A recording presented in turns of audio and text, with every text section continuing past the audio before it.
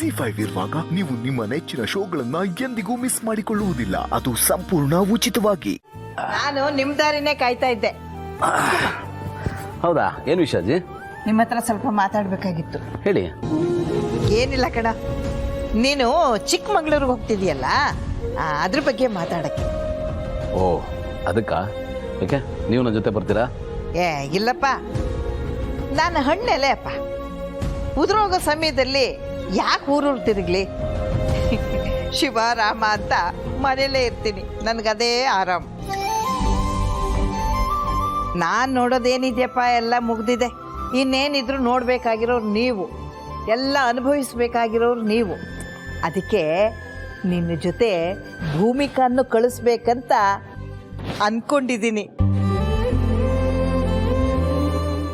ನೀನು ಭೂಮಿಕಾ ಇಬ್ರು ಜೋಡಿಯಾಗಿ ಹೋಗ್ಬನ್ನಿ, ಚೆನ್ನಾಗಿರುತ್ತೆ.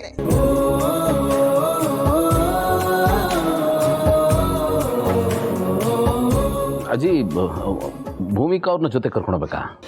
ಹೋಗಣೋ, ಕರ್ಕೊಂಡು ಹೋಗೋ ಅವಳನ್ನ. ಮದುವೆ ಆದ್ಮೇಲೆ ನೀನೆಲ್ಲೂ ಅವಳನ್ನ ಕರ್ಕೊಂಡೇ ಹೋಗಿಲ್ಲ. ಪಾಪ ಅವಳಿಗೂ ಎಲ್ರ ತರ ಗಂಡನ ಜೊತೆ ತಿರುಗಾಡಬೇಕು ಅನ್ನೋ ಆಸೆ ಇರಲ್ವಾ? ಕರೆಕ್ಟಾಗಿ ಹೇಳಿದ್ರಿ ಅಜ್ಜಿ, ಅಲ್ವಾ? ಮತ್ತೆ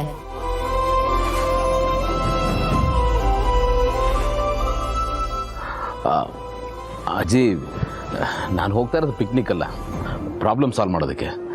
ಅವ್ರು ಬಂದರೆ ಪ್ರಾಬ್ಲಮ್ ಆಗುತ್ತೆ, ಅಲ್ಲಿ ವಾತಾವರಣ ಬೇರೆ ಸರಿ ಇಲ್ಲ. ಅಜ್ಜಿಗಿರೋ ಜ್ಞಾನನೂ ಇವ್ರಿಗಿಲ್ವಲ್ಲ. ಅದಕ್ಕೆ ಕಣಪ್ಪ, ವಾತಾವರಣ ಸರಿ ಇಲ್ಲ ಅಂತಾನೆ ಭೂಮಿಕನ್ನ ನಿನ್ ಜೊತೆನಲ್ಲಿ ಕಳಿಸ್ತಾ ಇರೋದು. ಸಂಗಾತಿ ಜೊತೆನಲ್ಲಿದ್ರೆ ಛಲ ಬಲ ಎರಡೂ ಇರುತ್ತೆ. ಯಾವ ಅಡೆತಡೆನೂ ಇಲ್ಲದೆ ಎಲ್ಲಾ ಕೆಲಸನೂ ಸುಸೂತ್ರವಾಗಿ ನೆರವೇರುತ್ತೆ. ಹೇಳಿ ಅಜ್ಜಿ, ಇನ್ನೂ ಚೆನ್ನಾಗಿ ಹೇಳಿ.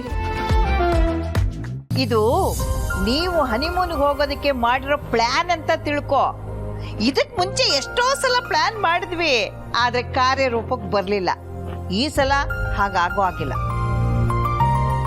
3-6 ಆಗ್ಲಿ 6-3 ಆಗ್ಲಿ, ನೀವಿಬ್ರು ಹನಿಮೂನ್ಗೆ ಹೋಗ್ಲೇಬೇಕು. ಆದಷ್ಟು ಬೇಗ 2-3 ಆಗ್ಲೇಬೇಕು. ಅಲ್ಲಾಜಿ, ಅದು ನೋಡೋ, ಇನ್ನು ನೀನೇನು ಮಾತಾಡಬೇಡ. ನಾನು ಹೇಳ್ತಾ ಇದ್ದೀನಿ, ನೀವು ಹೋಗ್ಬೇಕು ಅಷ್ಟೇ. ಇದು ನನ್ನ ಆರ್ಡ್ರು ಅನ್ಕೋ. ನಿನಗೆ ಅಜ್ಜಿ ಮೇಲೆ ಪ್ರೀತಿ ಗೌರವ ಅನ್ನೋದಿದ್ರೆ ಅದನ್ನ ಪಾಲಿಸ್ತೀಯ ಅಷ್ಟೇ. ಸರಿ ಅಜ್ಜಿ, ನೀವು ಹೇಳ್ದಾಗೆ ಆಗಲಿ, ನಾನು ಭೂಮಿಕಾ ಅವ್ರನ್ನ ಕರ್ಕೊಂಡು ಹೋಗ್ತೀನಿ. ಹಾ, ಈಗ ಬಾ ದಾರಿಗೆ. ಈಗ ನನಗೆ ಖುಷಿ ಆಯ್ತು.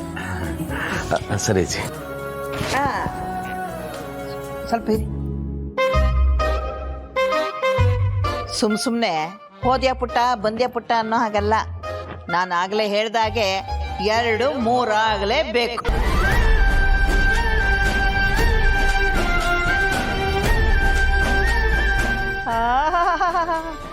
ಗಂಡ ಹೆಂಡತಿ ಎಷ್ಟು ನಾಚ್ಕೋತಾರ ನೋಡು.